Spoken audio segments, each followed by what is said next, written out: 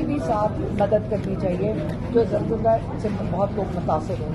और ये किसी हुकूमत को भी हिदायत दी कि आप भरपूर तरीके से अफगानिस्तान में जो मुतासिर हुए लोग उनकी मदद करें।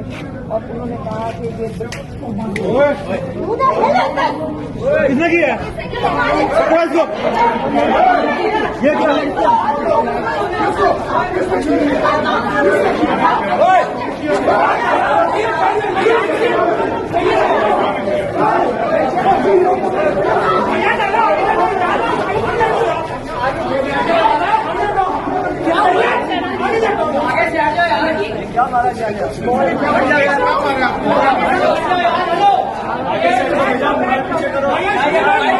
बैठ जो इजी हो जाए, आप इंटरव्यू जारी रखें।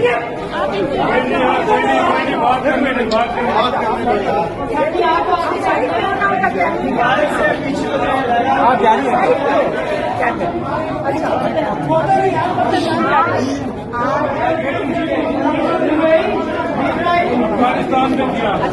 अफगानिस्तान का पैगाम देखिए मैं एक चीज आपको बता दूं, सर चुप, हमें नहीं फर्क आप नीचे करें। लेकिन मैं आपको बता दूं, हमें पहले से बता दिया गया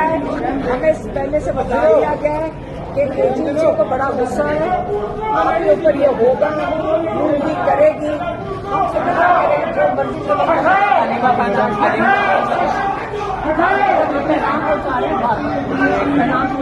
तीसरा पॉइंट